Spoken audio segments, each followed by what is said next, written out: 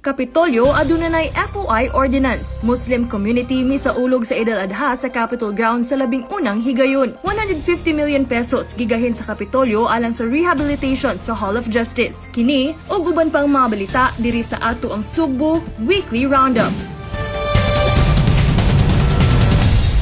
Mitala og kasaysayan ang administrasyon ni Governor Pambaric IV human hingpit nang nahimong lokal nga balaod ang Freedom of Information Ordinance nga maoy mipalig-on sa Executive Order No. 3 nga gipirmahan sa gobernador atol sa iyang unang adlaw sa katungdanan. Sa ilang regular session niadtong Lunes, Mayo 25, ang Cebu Provincial Board nagkahiusang miaprobar sa ikatulo ug katapusang pagbasa sa Cebu Provincial Government Office's Freedom of Information Ordinance of 2026 nga nagpalig-on sa konstitusyonal nga katungod sa publiko sa pag-angkon og impormasyon gikan sa tanang opisina sa Kapitolyo. Ang ordinansa nagpatuman og Freedom of Information or FOI program nga naglatid sa mga giya alang sa implementasyon niini ug nagpalig-on sa transparency ug accountability sa kagamhanan sa probinsya sa Sugbo. Ang maong ordinansa gipangamahan ni PB member Malcolm Sanchez uban sa huot nga koordinasyon sa Provincial Information Office nga gipanguluhan ni Angelis de la Torre Orong nga gitahasan sa paghimo sa implementing rules and regulations. Sa iyang pagsulod sa katungdanan ni adtong Hunyo 30, gipirmahan ni Gov. Baric IV ang Executive Order No. 3 aron ipatuman ng FOI program sa tanang opisina sa Kapitolyo. Ang pag-aprobar sa FOI ordinance kabahin sa priority agenda ni Gov. Baric IV aron mapalambo ang transparent ug maayo nga pangagamhanan sa probinsya.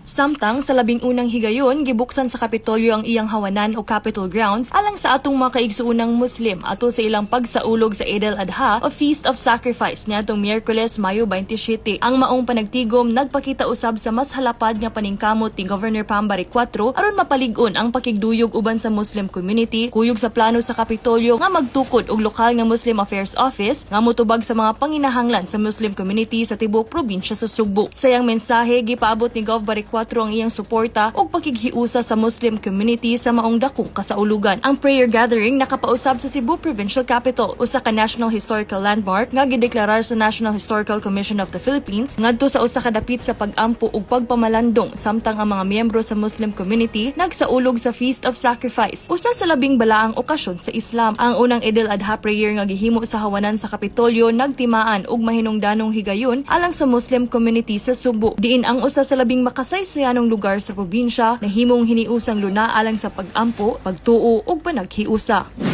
Aron masulbad ang nagkadakong problema sa kakuwang sa opisina sulod sa Capitol Complex, ang kagamhanan sa probinsya sa Sugbo ubos ni Governor Pambaric IV nagahin og 150 million pesos alang sa rehabilitation sa dugay ng naguba nga Marcelo B. Fernan Hall of Justice nga nahimutang sa likod sa Capitol Executive Building. Gilauman nga ang proyekto usa ka lakang nga makatabang sa pagpamenos sa kahuot sa kasamtangang mga pasilidad ug pagpalambo sa operational efficiency sa Kapitolyo. Matod ni Provincial Administrator Attorney Ace Turano, ang pondo nga gikan sa Development Fund sa lalawigan ubos sa 2026 budget kituyo aron sugdan ang pag-ayo sa building human sa kapin usa ka dekada nga wala magamit sukad kini naguba human sa linog niadtong 2013. Ang 150 million pesos nga gahin mao pa ang unang hugna sa multi-year rehabilitation project nga gibana-banang mo kantidad og 400 million pesos. Tano sa Kapitolyo nga mahimo nang mapadagan ang labing menos usa ka bahin sa building sa dili pa matapos ang termino ni Governor Pambaric IV.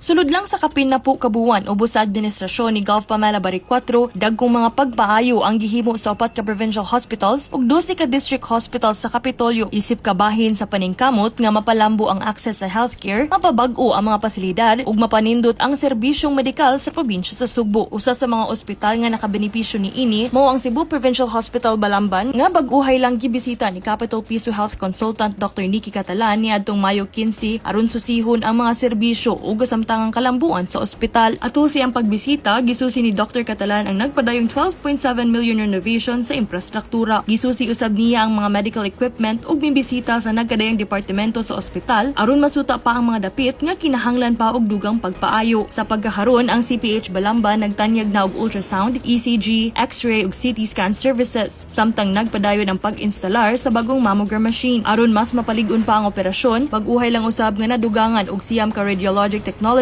ang ospital.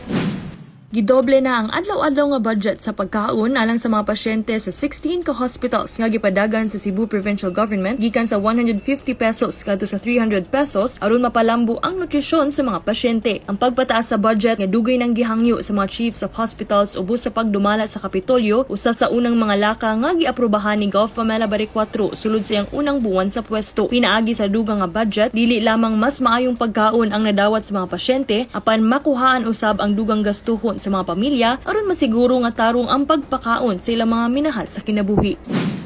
Ang mga magbubuwis ug mga residente mahimo nang mobayad online pinaagi sa GCash alang sa mga buwis, bayronon, multa, bayranan sa tubig ug kuryente ngadto sa Cebu Provincial Government. Kabahin kini sa paningkamot sa Kapitolyo aron mapalambo ang mas epesyente, transparent ug mas dali ma-access nga serbisyo publiko pinaagi sa digitalization. Ang mga transaksyon nga mahimo nang mabayran pinaagi sa GCash app naglakip sa transfer tax, real property tax, bayronon sa graba o sand and gravel, governor's permit, buwis sa delivery trucks ug vans, franchise tax, rental fees, professional tax, mga multa ug uban pang bayranan nga may kalabutan sa Kapitolyo. Ang pagbayad sa bayranan sa kuryente alang sa mga residente sa Malapascua Island, diin ang Kapitolyo nagpadagan og generator services mahimo na usab online. Ang mga residente sa Carmen ug Moalboal nga sakop sa Inter-LGU Waterworks System sa Kapitolyo, mamahimo na usab mobayad sa ilang water bills pinaagi sa GCash. Ang kinatibuk ang detalye sa pagbayad pinaagi sa GCash makita sa Cebu Province, ang opisyal nga Facebook page sa kagamhanan sa probinsya sa Subo.